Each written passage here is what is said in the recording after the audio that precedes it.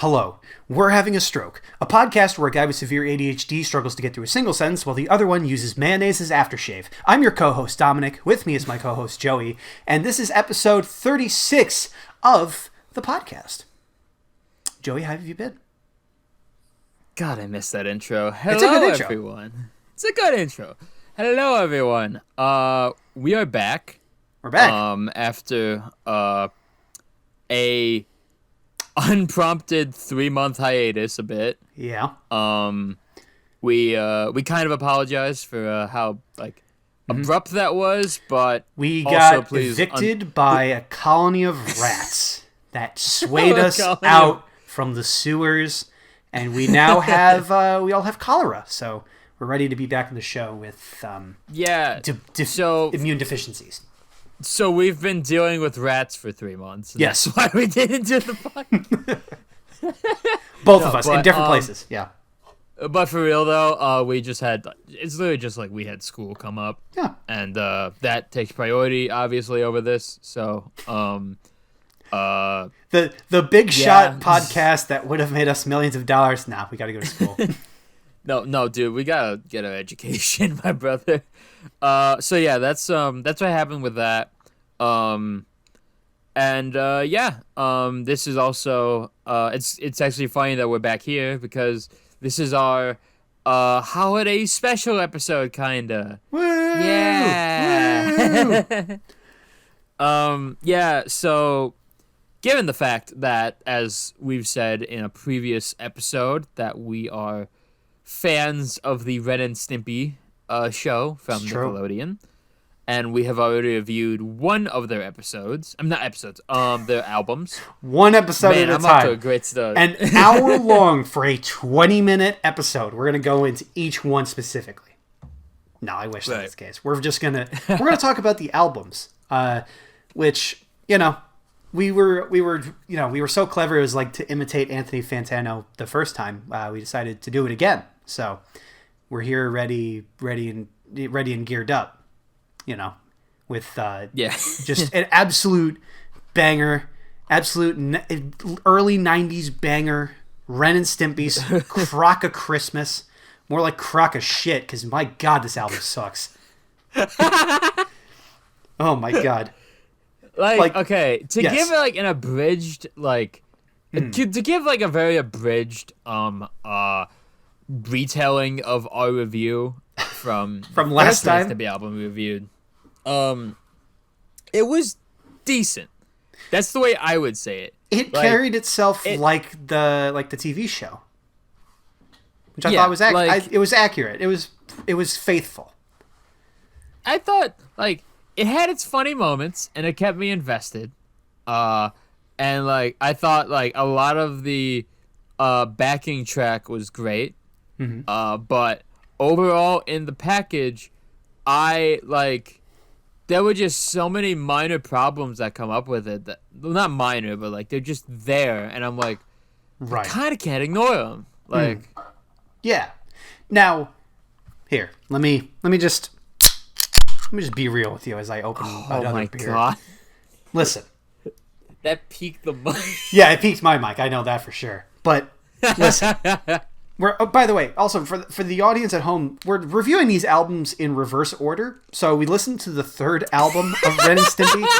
We're now listening to the second album in its chronology. And can you say how bold it is that the second album they've made is a Christmas special? Yeah, because it's we were so successful the first time. Let's just fucking go straight to the holidays because we know everyone's going to eat it up. And I got to say, yeah, again, compared to the third one, which we thought was it had its good moments, it had its bad moments. Joey, I was eating dinner as I was just starting to listen to this album. I'd recommend to anyone trying to listen to this, don't eat anything or drink anything. Just don't do it. Just don't. Because this album is filthy. It's disgusting, dude. It's rancid.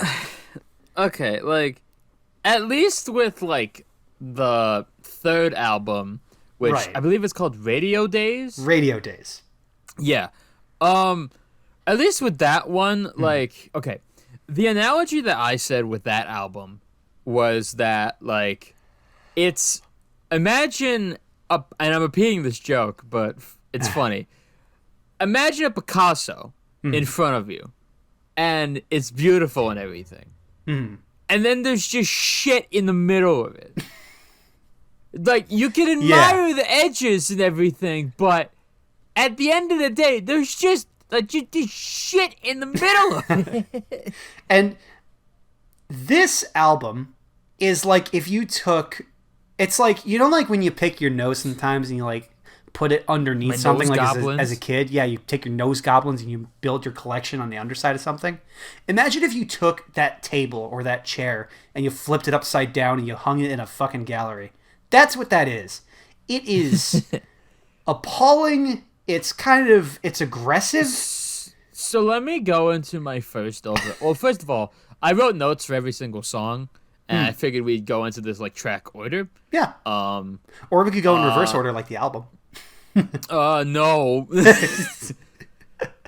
So let's get into it. This is a 12-track album. 46 minutes long.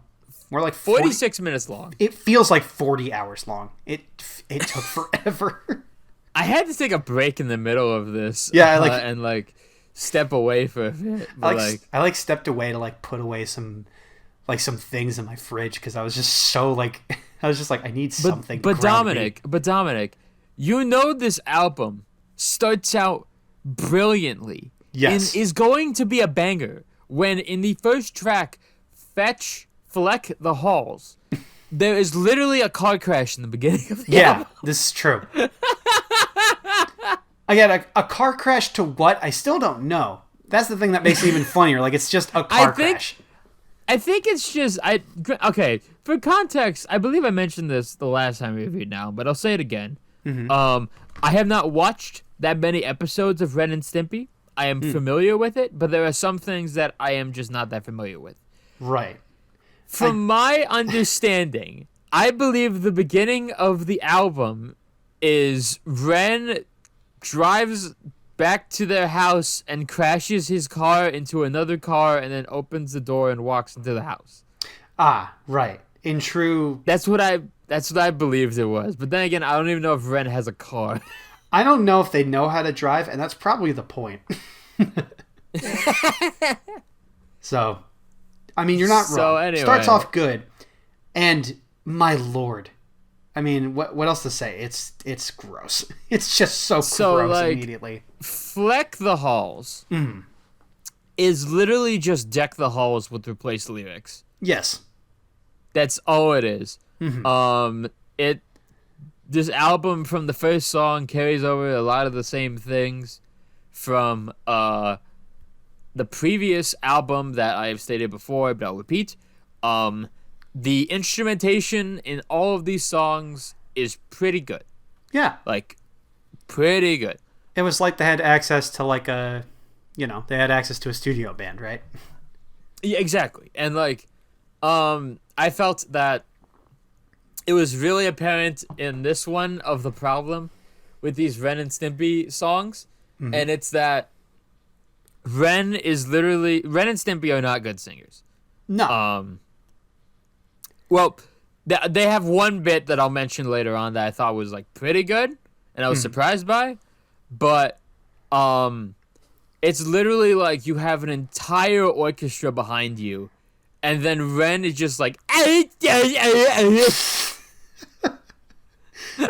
mean, it's truly like... That's like commit to the bit levels of shit right there. Like, it's a lot. It's a lot to take in from both sides.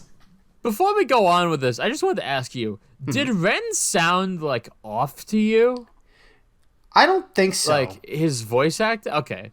To me, it sounded... Again, this is part of the mystique of the show, is the fact that I keep forgetting his name, Billy West. Billy West voiced both of the characters.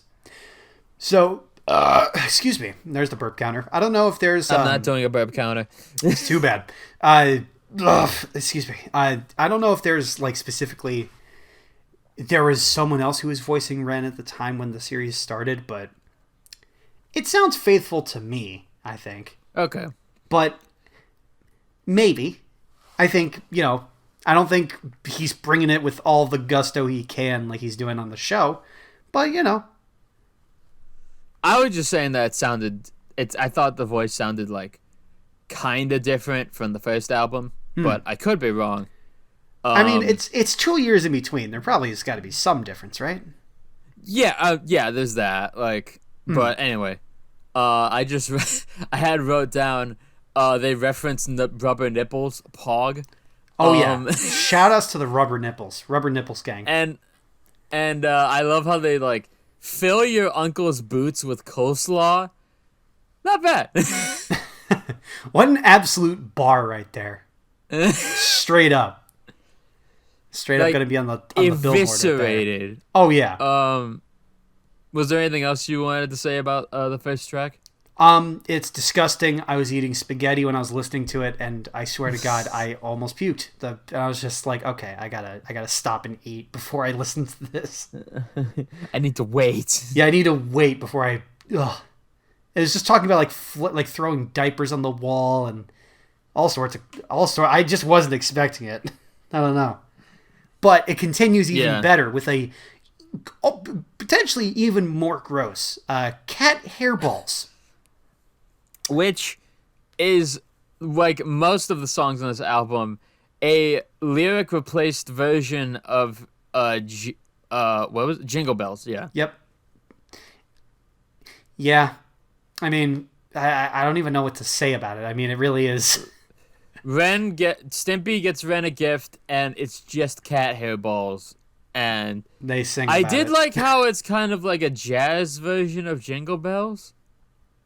Yeah, the instrumentation, right? But that's all. That's all I can give this. Oh yeah, there's you don't have to give it anything. I think the gift has been given, and it's not really appreciated. Yeah, it's yeah. So let's just move on to the next one. This is the great. Yeah. Okay, wait a minute. According to Wikipedia. AllMusic gave this album a 3 out of 5 stars. That is generous. That is way too generous. I would give this a 2. Yeah, I was gonna give it a 3, maybe a 4, because it's it's like Ren and Stimpy in theme, but it's We Wish You a Hairy Chest Wig is a song about husband and wife. Signature characters.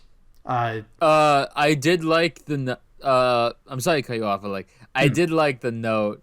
I did like that Stimpy literally at the beginning of the song says, "Let's sing another stupid song." Oh yeah, fully aware of what's going on.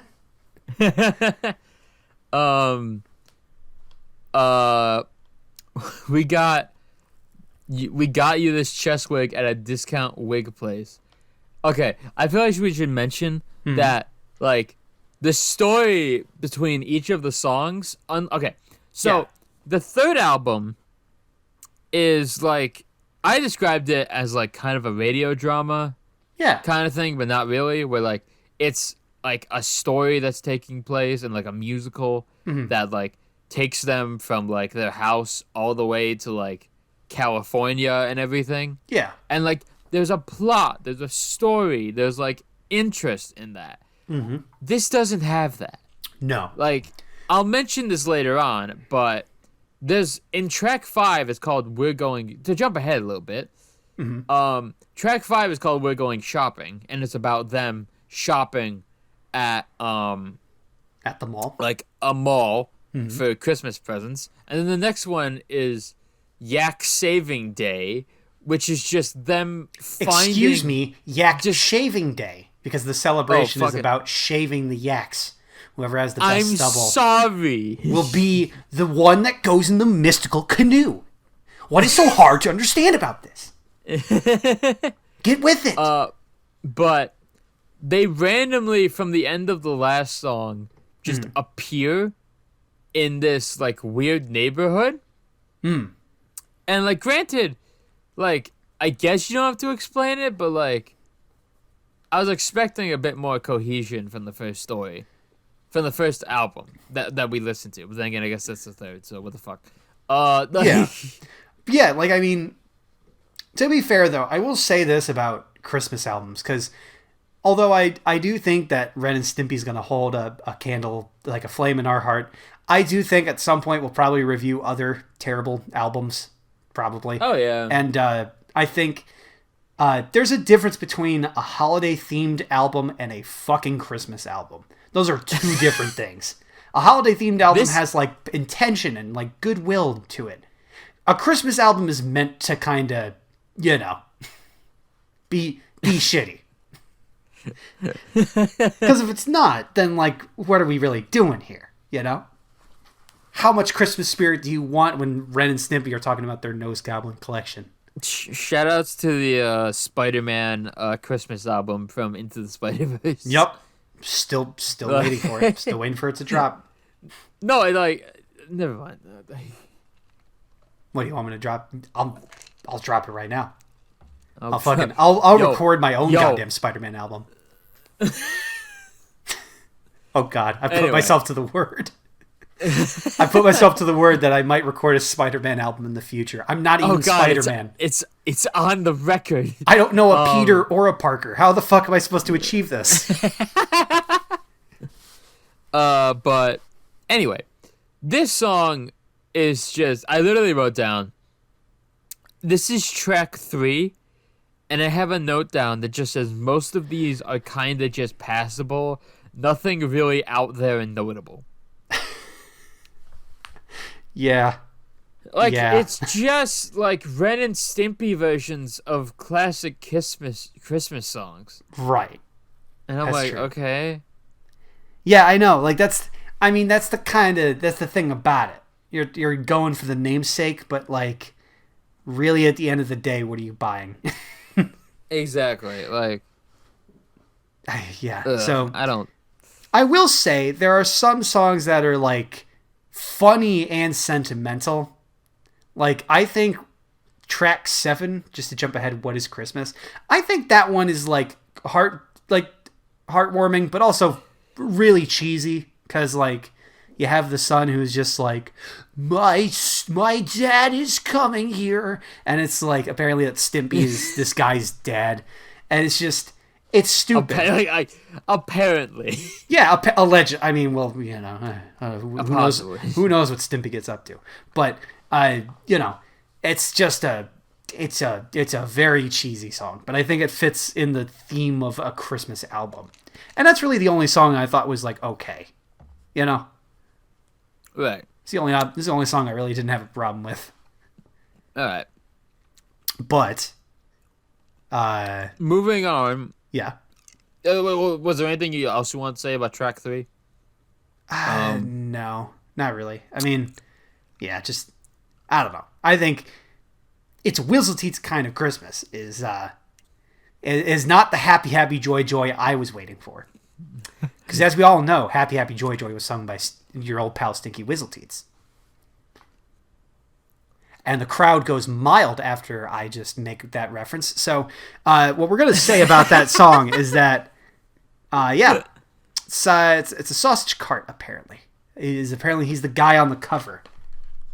Is that the guy? Yeah, apparently he's the ginger guy on the cover of the album, next to the Yak. I don't know if Future Joey wants to put this on the screen or anything. It's up. Future Joey, here's some work for you. Yeah. No, apparently that's Stinky Whizzleteets. Never saw him in the show, but apparently this is the drop that it's Stinky Whizzleteets. Like, this is not a character that shows up in the show, is he, or no? No, not at all. I mean, he shows up in the Happy Happy Joy Joy because that's a banger, but it's not like he's a part of the mainstay, you know? Or a reoccurring character. Like, no, not at all. Okay. That makes it a bit more confusing, but, like... why now? Why now? Yeah, exactly. It builds the lore. If you're gonna introduce an animated character to your animated show, why do you do it in the radio drama, comedy exactly. thing? Well, I mean, you gotta pay that dough so that way you get that sweet, non-canonized lore, I suppose. So the notes I had for this were like, I had no idea why, but the guy in this song that like talks very like kind of southern like, I guess, reminded me of a really bad Stone Cold Steve Austin impression. Damn. I was about no. You said it's a bad impersonation of Stone Cold. I was about to say get shit on. A very bad impression of one of the greatest wrestlers of all time. Right, and you know, what better time to stain the name of Stone Cold than at Christmas? So, good timing, I suppose. Stone Cold. Wait a minute. Wish you a happy holidays. Right. Go raise some hell, dude. Give me some eggnog. What? Yeah.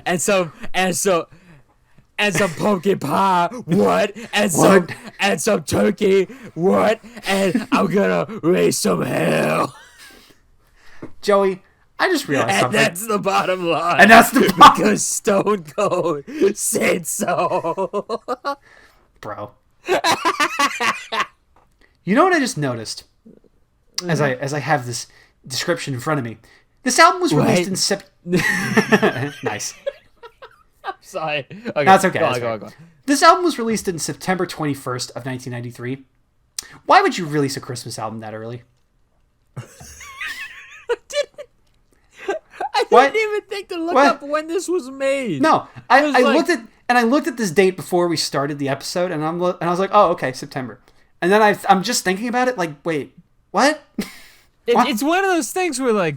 Why? It's like one of those things that you hear it for the first time, like, oh, that's cool, and then you think about it and you're like, wait, what? Bro, it'd be like if you were recording a fucking 4th of July album like in February. Like, what are we doing? What's the album for? There's snow on the ground. What are we doing here? So, I don't know. What do you think about, well, we already got your opinions on track 5, I suppose. My opinions are pretty much the same. I have more going on to track 5, but like track 4 I didn't really have any like notes for really. Yeah. Which is a shame because like I literally just wrote down this song I thought was not good and didn't grab me at all. Like yeah. I can't hum it back to you. Like I can't either. I don't remember. There's no way you could remember. Okay. So track 5 I have a lot more notes for. The track is called We're Going Shopping. Nice. And it's just Stimpy or Rent. One of the fucking characters wants to Stimpy. Stimpy wants to go shopping. Stimpy wants to go shopping. And my immediate note is why the fuck is the instrumentals in this so whimsical? It's Ren and Funkin' Stimpy. Like yeah. Well, I mean, you know. Like it's so whimsical. Like, could you imagine like whimsical music being put atop like a gritty, not even a gritty, just like a, I don't know, like a not quite child-friendly show, you know? There's just something about it that's like, I don't know, something feels insidious about this. And wouldn't you know it in this track, I'd say it is insidious, some things that are going on that some weird relationship abuse between Ren and Stimpy. Yeah, like, as a married couple. The song literally fades out and like Ren's beating the fuck out of Stimpy. I remember this. There's a comment in the middle of it where Ren's just like, I'm gonna kick you straight in the ass, and Stimpy's just like, you wouldn't do that in front of all these people. The fuck I would. Like, bro, what? Hello? And I think like Stimpy says something about having an annual depression card, and I'm like, what is happening? What? Dude, biggest plot twist of the whole fucking album. Literally, biggest lore dump of the whole album. Bro, fucking Stimpy has trauma. I've confirmed this. It's a film theory. Matt Pett, where are you at? Get over here, dude. It's a yeah. My only oh my god, both of them. I feel like this is a good point to mention. Both of them are still not the best at singing. Oh no, in my opinion, they don't get better. They don't. There's one bit. There's only one bit later on, but Um, yeah, I did enjoy Stimpy screaming in this. I thought it was kind of funny. Oh yeah, gotta But have a good scream. I I um, but like, yeah, it's a shame because like I went into this album really thinking like, oh, it's either gonna go like 50 or like nothing. Because like, why would they not go like 50, right? right. And then like it's like they go 20, and I'm like, oh god. Yeah. Yeah. So yeah, the song like was there anything else you wanted to mention about track 5 or Don't beat your best friend cat. Just don't do it. good one? Someone will call you out on a podcast. What is it? 20 years later? 20, No, 20. sorry, excuse me. 30 years later, and just call you out on it. So be careful. Yeah. So moving on. Like I said earlier, the song literally fades out to them beating the fuck out of each other. Right. And then it randomly goes to them saying, like, oh, we're in a bad neighborhood. And, like, I'm like, there was no lead-in to you guys entering a bad neighborhood. Maybe it was implying the actions that were going on before, and they were just like, oh, shit. We died in the middle of that. Oh, no, we're in hell. Oh. And then that's just... man. Oh. So, How will I spend Christmas this way? So track 6, Yak Shaving Day. Yup. Got it right this time. Like the only thing I have written down here for the song, but the two things I have written down are in all caps, "What is happening?" and immediately after that, guitar is good. I mean, you're not wrong. It's pretty good. Cause like, I remember like it like they run into a bunch of yaks that shave themselves on like Christmas Eve. No, Yaksmas Eve. Thank you. Yak. Oh my god! Like to be one of the gilded yaks to fly the mystical canoe. I'm amazed you don't know this, Joey. You're like, you're a good old Grinch of the Ren and Stimpy universe. Are you defending Yaksmas? I'm not. I'm defending Ren and Stimpy. I'm not defending any yaks in this case. There was one bit in the song that I did like, and it was in the beginning, where the way that Ren just says, "You got us lost." It's a.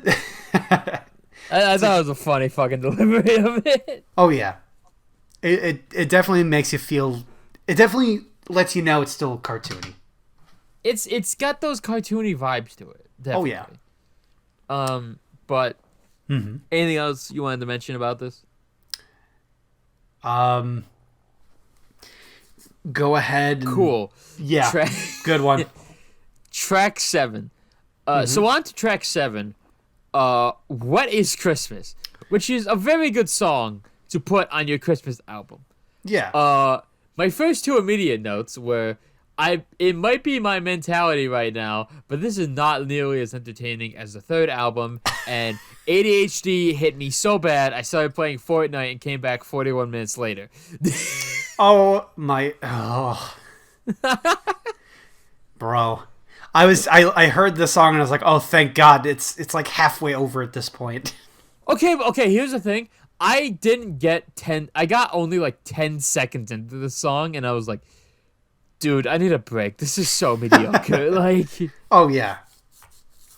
It's yeah.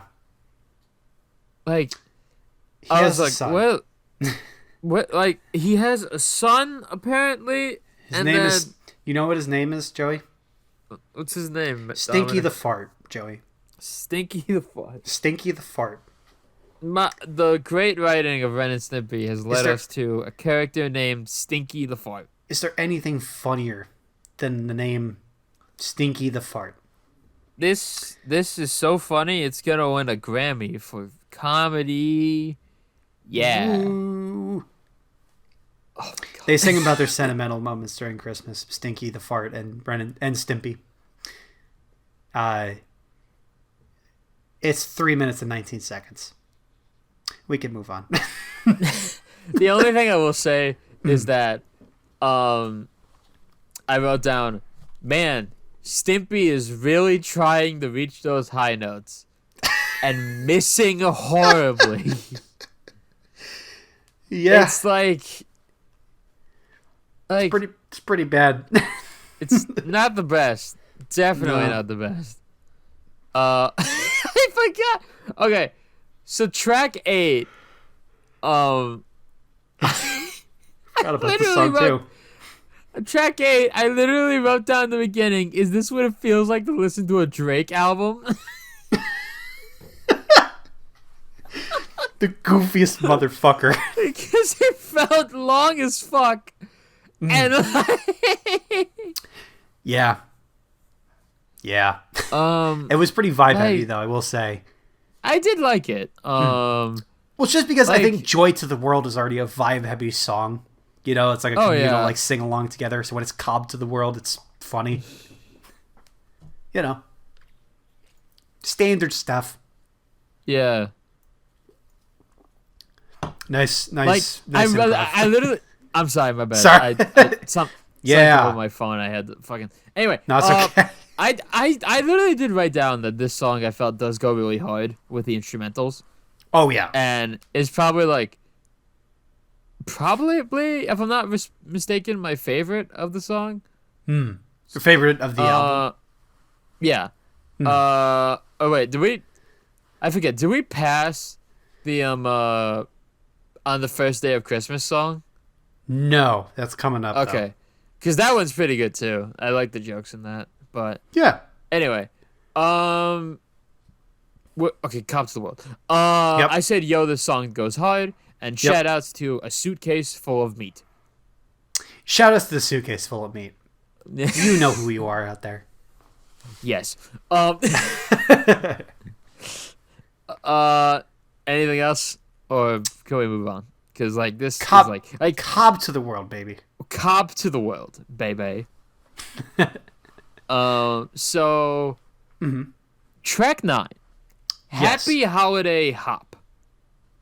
Right? Yes, and I'd like to be wherever this party is because it sounds fucking lit. I literally, the first thing I wrote down was it's more like rock jazz, kind of like Elvis, kinda. Yeah, and I'm like, this is not bad. Them going to a party is very on brand for them, and I thought that was good. Stimpy saying you want to do a chicken dance is awesome. Yep. And dude, the guitar and the piano on this song genuinely are really good. Yeah. Again, this leads into the same problem. It's just, there's just shit in the middle of the painting. And it's you can admire the edges, but it doesn't change the fact that there is a shit stain in the middle of your fucking Picasso. Oh my god. Yeah. I did write down, I was bopping in my seat to these. To these. Wow.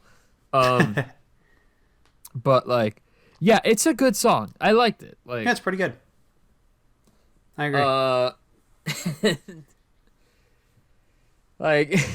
Moving on to the best named track in this album, I Hate Christmas. Oh yeah, and I gotta say, this song is actually my favorite on the album. Not gonna lie. I think this song isn't bad because it has the good backing of a blues band doing this whole thing for Ren. And Ren has that salty bitterness to him. So I think it's actually the best song on here just because it's thematically the most cohesive, I think.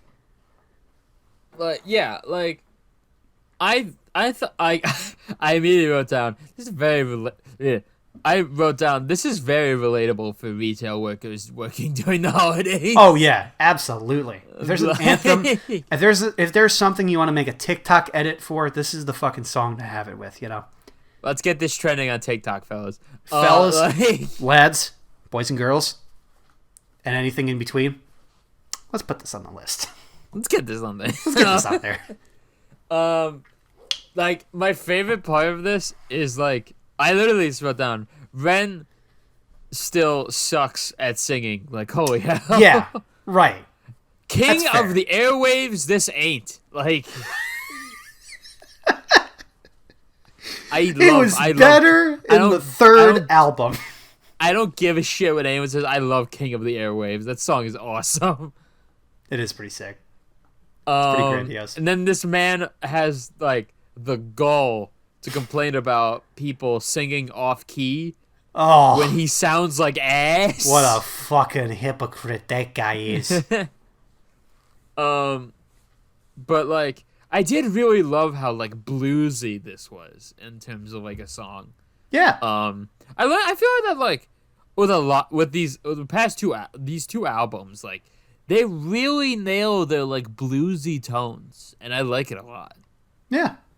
I Didn't agree. save it, but, like, No, but I mean they're good moments. In the they're the edges and the shit stained Picasso. canvas. Yeah. There you go. They're good in a vacuum. Like, Right, and in the same way that shit doesn't smell when you dry it out. Like, yeah, you're right, but it's still shit. all right. Time for probably one of my other favorite songs on the album. Track 11, 12 Days of Yaksmas. This is a fucking Christmas album song. I will note that one of the first lines in this song is, "That's the biggest package I've ever seen." And I was like, nice. Let's go. Yo. Hey, yo, I could show you so one bigger. Oh, sorry. here we're having a stroke. We only keep a professional attitude. Anyway, so they fucking talk about nose goblins first of all. Yep. Nose goblins on a chair. And my notes in order are, that's the biggest package I've ever seen. Nice. Shout outs to nose goblins.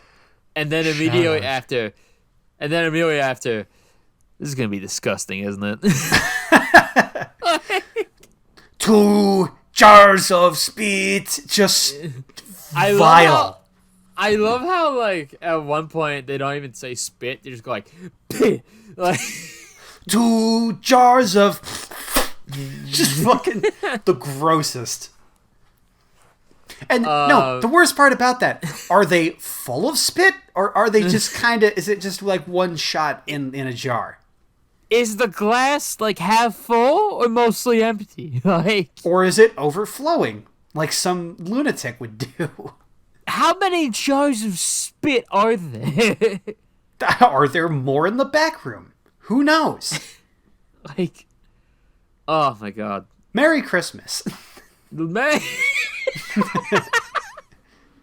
I will note that I did love how, like, they were almost done with the song, and they were like, "Oh, why does this keep going? It never ends." Me too. Me too.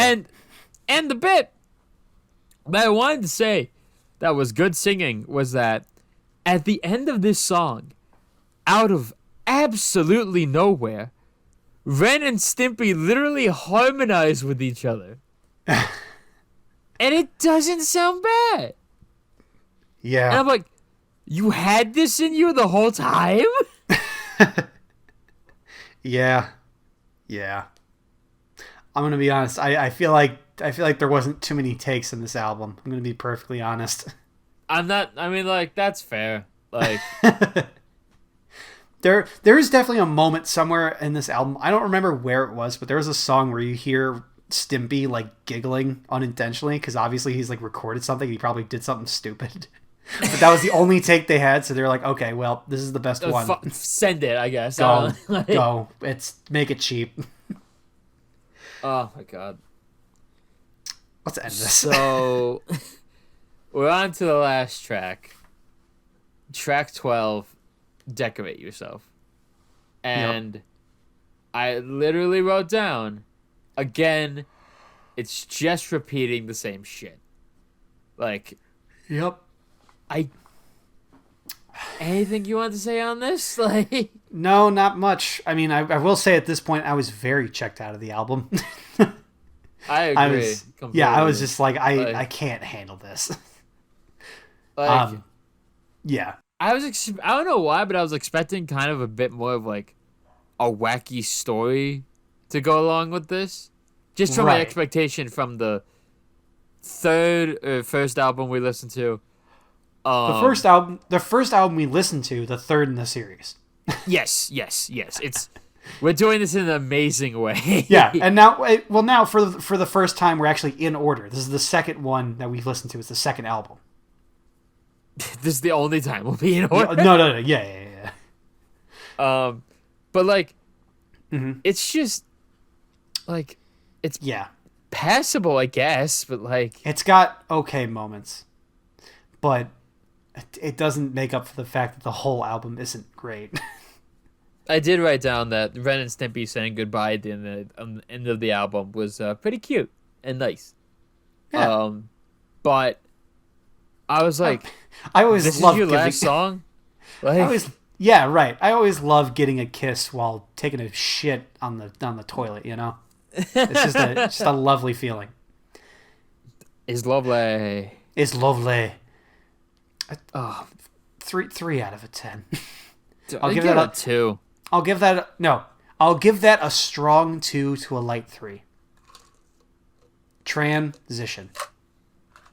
Like, oh my god! Like, it was very like kind of disappointing to me because I was like, we're gonna go in, we're gonna review this album, it's gonna be funny, and then it's like, oh, it's just like mediocre at best. It's like, yeah, right. It's not even like it's not like the full circle thing where like it's so bad it gets good.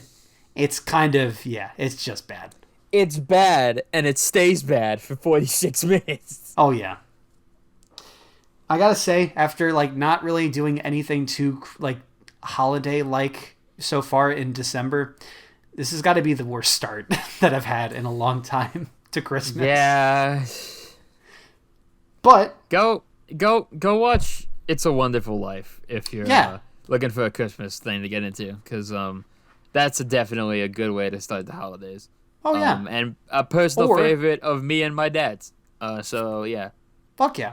You want to know my personal favorite? What's your favorite? Let's go over like Christmas movies we like, because why not?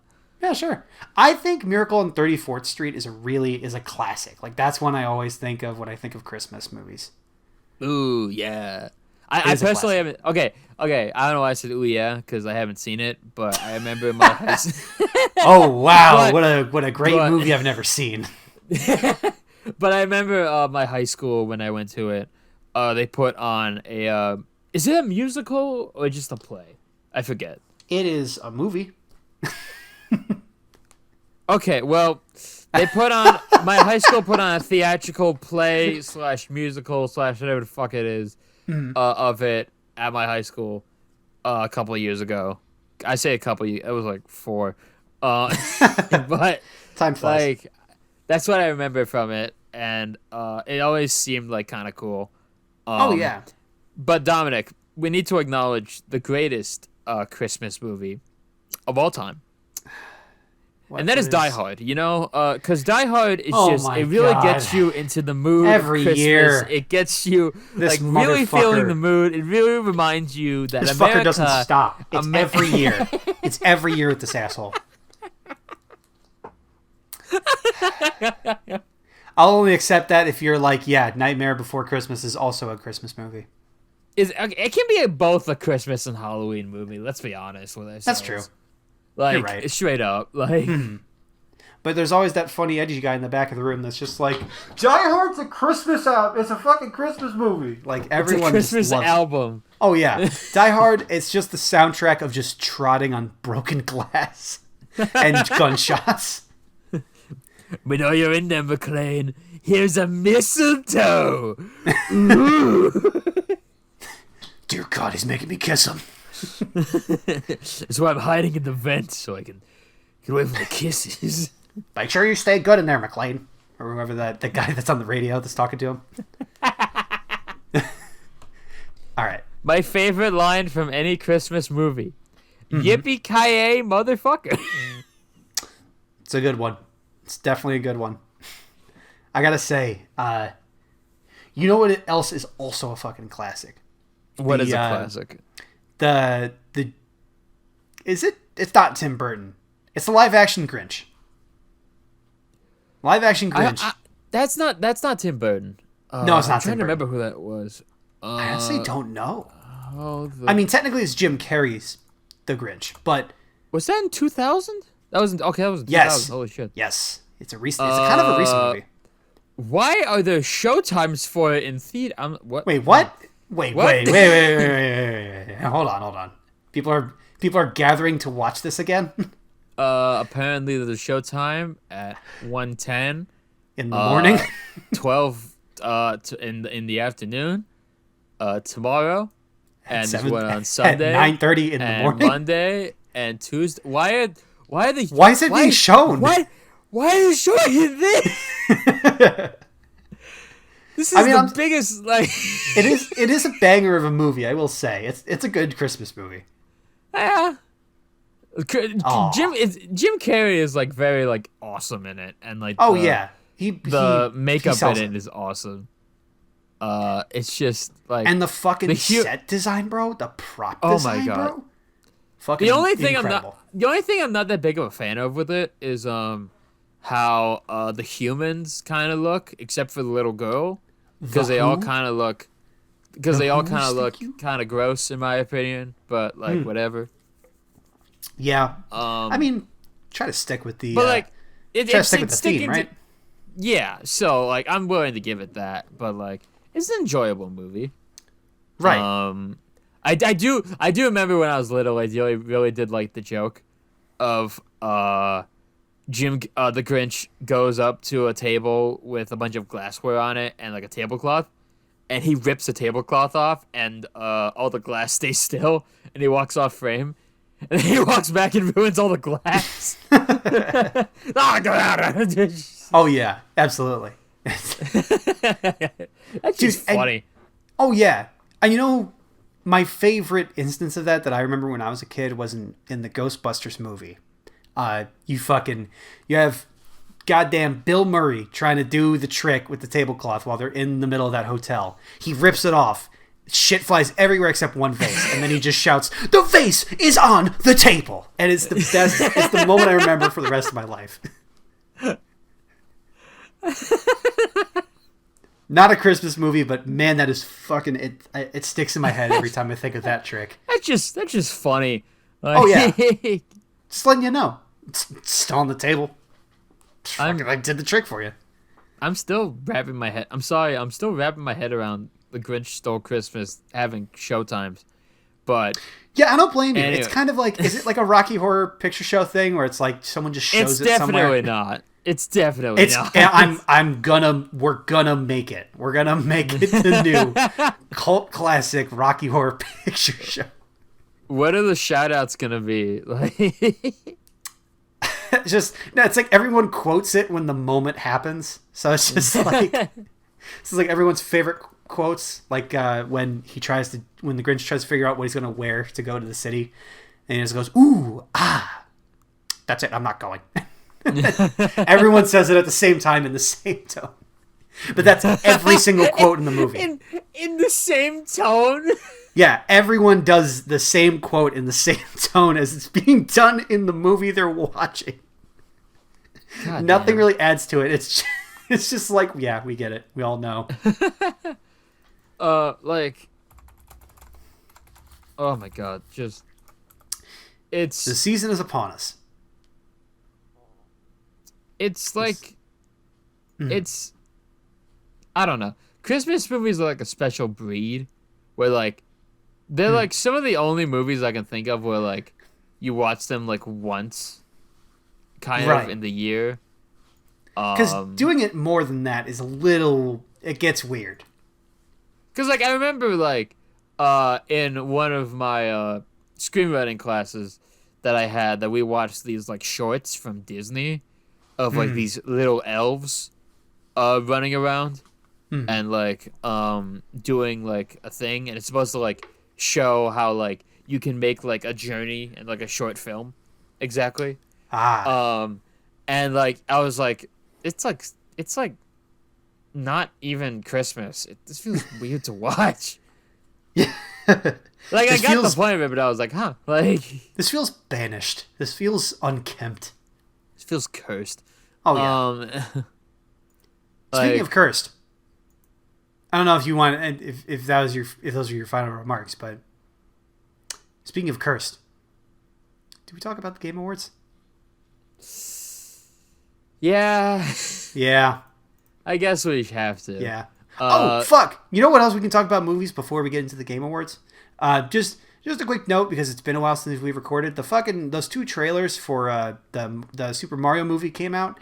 I am angry that Chris Pratt is actually voicing Mario and not Charles Martinet, and I think Charlie Day does a great Luigi impression if that was like an actual person, and the animation's pretty good. And I don't know how well the movie's going to be, but I think the animation's pretty good, and there's some questionable choices. That's the movie.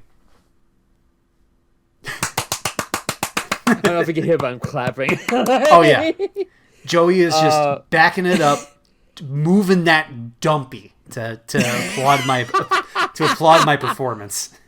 I agree. I'm very much looking forward to the animation looks really good. Charlie Day and Jack Black as Luigi and Bowser look really good, especially. Anya Taylor-Joy as Peach also is pretty solid. Yep. Again, just I love how Chris Pratt had the goal to go on like social media and be like, "It's a Mario. That's not the voice." And I was like, "No, but that is the voice." Yeah, but no, that's what you did. That's what you straight did. up the voice. You're not from New York. What is the point of this? What happened? What happened? I feel like going back to Charlie Day for a second as Luigi. The second I saw that casting, I was like, "That's so on brand," because Luigi is one of the most. How do I describe it? He's the character that's been giving. No. He's the character that's been giving the most personality out of all the Mario cast, thanks to Luigi's Mansion, and. He's a coward and scared all the time. And Charlie Day knows how to bring that inflection into his voice of someone who is constantly like shitting himself with fucking being scared. And like, it's perfect. Oh yeah. Like, it's so good. But that's like, great casting. But also like, Seth Rogen as Donkey Kong. Now I'm just imagining Donkey Kong taking massive rips from the gravity bong he has in his basement, and honestly, I feel like that's on brand. Like at this point, I see it, but I don't know. I think it was ruined for me too. I'm not sure how I feel about it. I also find it funny how literally there was an article written about an interview with the guy who played Luigi in the live-action Mario Bros. Movie, complaining about John Leguizamo? Yeah, I think so.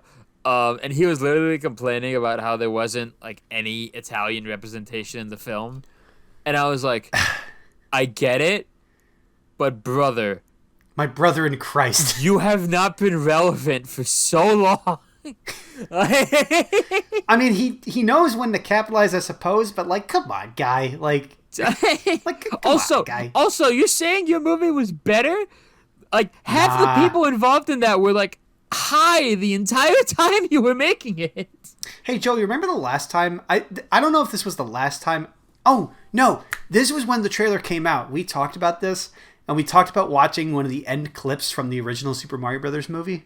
And dude, like the way that movie is cut, the way that it is edited is so 80s. There is a cut every 2 seconds. It is nauseating.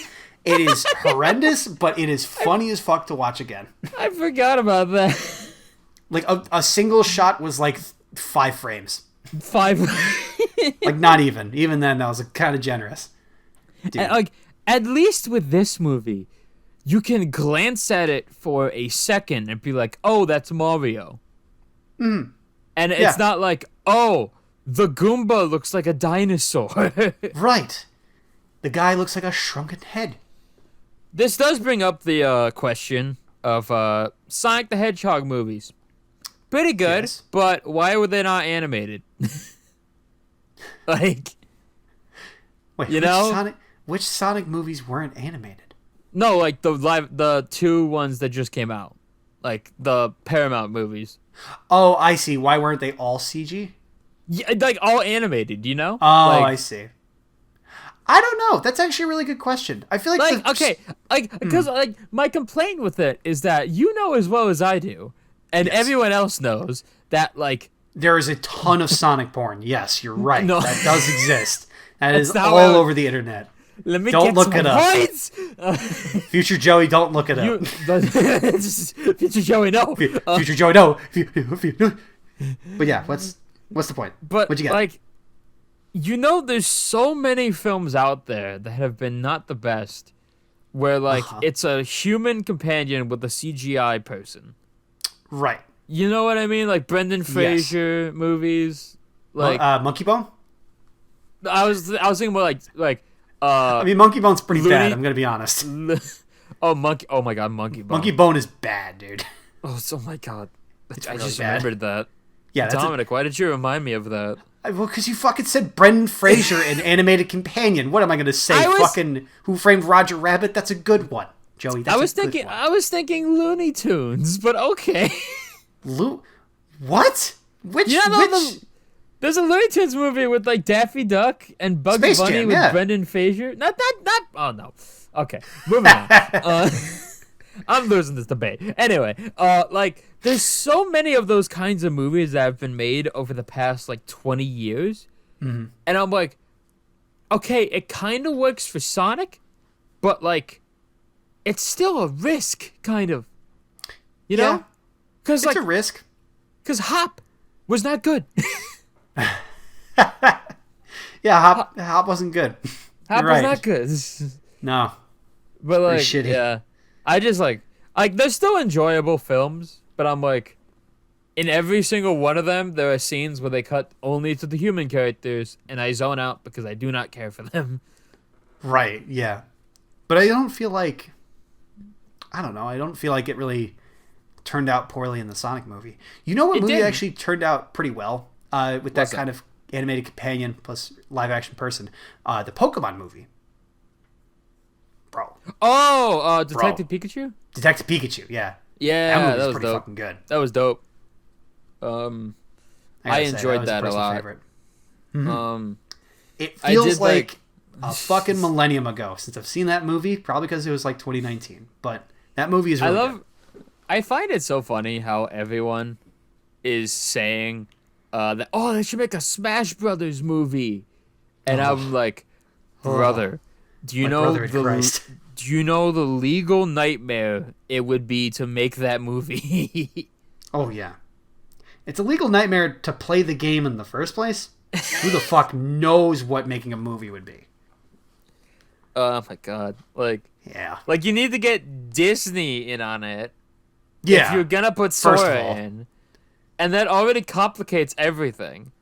Yeah. Like, yeah. But anyway, let's move on to our final topic that Dominic brought up, being the Game Awards, which recently happened. They did. And by recently, I mean, as the time of this recording, it happened yesterday. Yep.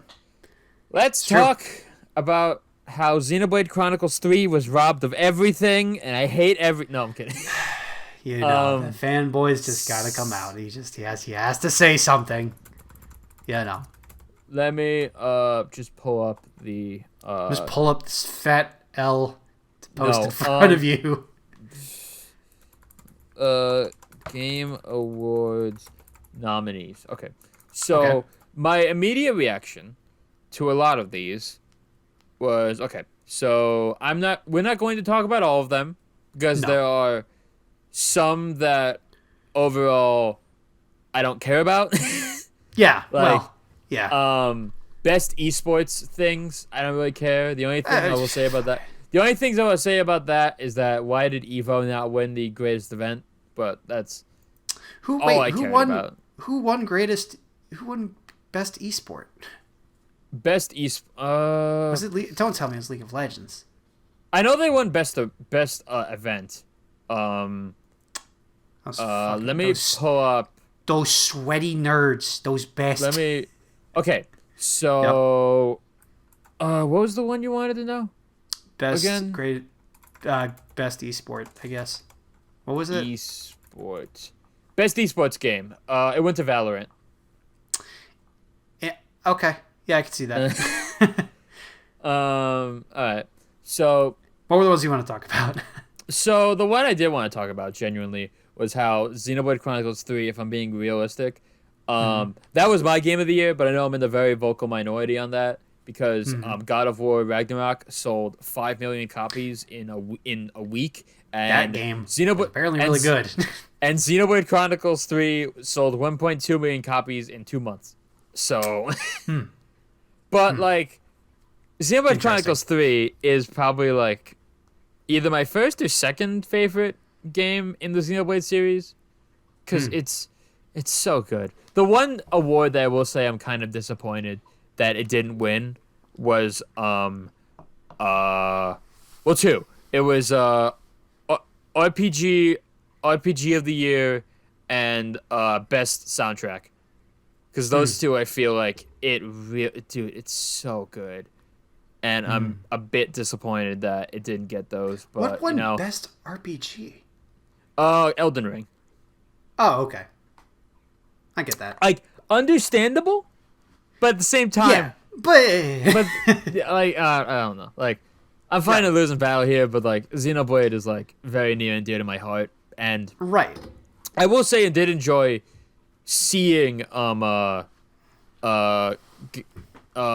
Xenoblade 3 music being played by the orchestra. That was pretty cool. awesome. That That's was pretty so damn cool. And also it spread the word of Flute Guy, Shout which out is to who is the only Shout-outs guy to we will Flute be Guy. talking about near the end of the show, because I'm not that yeah. good one. If you know, you know. Like, Yeah, you know. because like everything with that one thing is kind of dicey, and I don't really want It's to kind get of the into it. only news I know about that event because I didn't really watch it. Yeah, there's just some Unfortunately. weird stuff around it, and like Yeah. Right. Anyway, moving on. Oh, you want to know the other thing? So there's an award called Player's Voice, where they nominate a game that they just. It's like one of like a giant pool of games that got limited down over the span of a couple weeks, and the two games that were neck and neck with each other were Oh, Sonic no. Frontiers and Genshin Impact. Oh no, I know the story. Genshin Impact swept it. And oh my Sonic God. Frontiers didn't get shit. You fucking weebs! Why do you guys vote this fucking game? It's Breath of the Wild. It's Breath of the Wild. That's the funniest thing about Genshin to me. It started as people complaining about being a Breath of the Wild clone, and then people started actually playing it and be like, oh, apparently it's good. Well, yeah, it's fucking Breath of the Wild. It's gotta be good. There's nothing. I don't understand the logic. Like, it's on your phone. I get it, but it's on the Switch, a portable fuck. I hate these. I hate these fucks. Okay, I hate this shit. I hate this shit. Speaking of things I hate, so Dominic, What? the award for best fighting game. So this year, for some goddamn Kirby reason, Fighter game. Kirby Fighters 2. Let's go. for some reason this year, the award was not called Best Fighting Game. It was called Best Fighting. And What? the nominees are DNF Duel, which is an Arc System Works fighting game from the makers of Guilty Gear. That makes sense to be on here. Okay. JoJo's Bizarre Adventure All-Star Battle R, which is a re-release of a PS3 JoJo's fighting game that is like 2.5D, and I'm like, that's a fighting game, fine. King of Fighters, fun. It does sound fun. I want to check it out at some point. King of Fighters 15, which that's Logical. a fighting game. Says Multiverses, which that's a fighting game. Platform fighter. We've talked about that a lot. And then Sifu. What is Sifu? Do you not know Sifu? Sifu I have is that. no clue what that game is. Look it up. Sifu is that single player like karate action game that like is very indie. Sifu. That's how you spell it. And my question about that is that, brother, it doesn't even have a 2-player versus mode. That is not a fighting game. Like that is not a fighting. Okay, that is not a fighting game. No, that's not. And here's my question: why was it really that good of a game that it made it into that award and changed the category because of that game? Was it really that good? I don't know. I haven't played it myself. I was told the combat of it is good, and I'm like, cool, fair, but it's not a fighting game, so it doesn't deserve to be in this thing. Like it should be straight up. Yeah, it should just be its own. Maybe I feel like that would work for an action game or like best one-player game. Was it in best action game? Best. I don't know. It wasn't best. Okay, wait. It wasn't best action. So what the fuck? Yeah, wait a minute. Why did? Like who did they pay to make that work out? Like, did they? That's the one thing that I'm like, what are you doing? Yeah, like what's the point of that? Oh my god! Did it win it? No, Multiverses won it. Which, granted. So what the fuck was the point of this? It didn't even win the fucking award, and you just had it on the list. Just show it twice. Whatever. These nerds. I'm glad Multiverses won it because like that's a fun game, even though it has problems. Yeah. Best family game was taken by Kirby and the Forgotten Lands, which is awesome. That's a good game. And also it's cool because it was going up against Lego Star Wars The Skywalker Saga, which was a game that was hyped up for a while. Best sim and strategy game was won by Mario plus Rabbids Sparks of Hope, which is just hilarious. Because it was going up against Total Warhammer 3. Wait, when did that game come out? I thought that game came out like 3 years ago. Oh, they made a sequel to... Oh, okay. I was like, wait, what is this, like an ultimate winning 2018? Like, what? What happened? Splatoon 3 won Best Multiplayer Game, which is really cool. Really? What? It beat Call of Duty Modern Warfare 2, Multiverses, Overwatch 2, and Teenage Mutant Ninja Turtles Shredder's Revenge. You know, I did not know that game was out. I kind of want to play that game. That sounds like it looks fun. This leads to a topic that we might get into in a separate episode because people have talked a lot about it, and I want to check it out. They introduced an award this year called Best Adaptation, which is the best like film or show based on a video game property. The nominees for this year were Uncharted, Sonic the Hedgehog 2, The Cuphead Show, Cyberpunk Edge Runners, and Arcane League of Legends. And oh no. What? Oh no, who won? To me, unsurprisingly, Arcane won, and it deserves it because I've been told so many good things about the show that I want to check it out.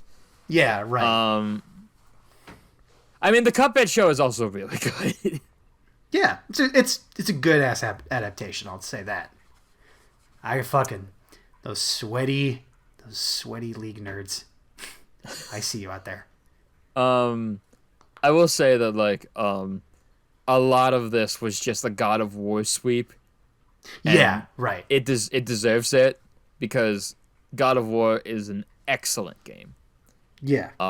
Really good. Also, surprised that Among Us VR didn't win Best VR Game.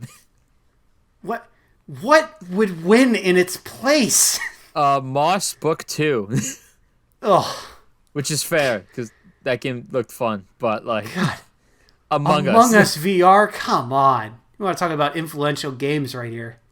Said it before in 2020, and I'll say it again. Animal Crossing should have won. Yes. Okay, wait, no. Okay. I did like Animal Crossing, but the more I look back on it, I personally believe that it should have been Hades that won in 2020. Yeah, probably. Yeah, I But, agree like, with that. I understand. Like, I could go either way on that. I mean, like, no, I couldn't. I really believe that Hades should have won it, but, like... If you want to talk about influence, bro, that game shaped an entire era of something weird. Just being real. It did. Also, speaking of Hades 2 got announced at the Game Awards. That's awesome. Pug. Dude, Hades 2 got announced. They announced 4 new characters for Street Fighter 6. Nice. They showed gameplay of Tekken 8, and that game looks awesome. Damn. What else did they show? Bunch of other stuff. They showed the new. They showed the new DLC character for Ultimate. As it turns out, it is Stone Cold Steve Austin coming to Smash Ultimate in 2023. Couldn't have asked for anything better. Can we get Stone Cold in multiverses? That would be alongside awesome. Walter White. LeBron James, I'm gonna kick your ass, son. What? What? But yeah. Hell yeah. Overall, I thought the show was like decent. I still think the big problem with the Game Awards every year is that there's too much Hollywood shit going on in it. Like, my mentality will always remain the same on it. It's, if you are Keegan Michael Key and you are showing the Super Mario movie, or if you are Norman Reedus talking about Death Stranding, I'm okay with that. You belong to be here, and you have something to do with the video game. But when you're Daniel Craig and Ryan Johnson promoting a Knives Out movie, or if Al Pacino just randomly shows up in the beginning of the show, I'm gonna say, what the fuck are you doing here? Yeah. Do you just like video games that much that you decided to use your fame and fortune to just get on the stage? You really that shallow? You like, it's sweaty league player. Al Pacino plays a league. Yeah, like when he's not writing, when he's not acting, writing, going to coffee shops, you know, getting harassed by paparazzi.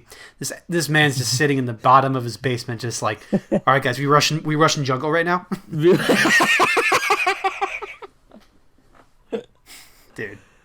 Straight up. Who do you think out of everyone in Hollywood would be the best at League?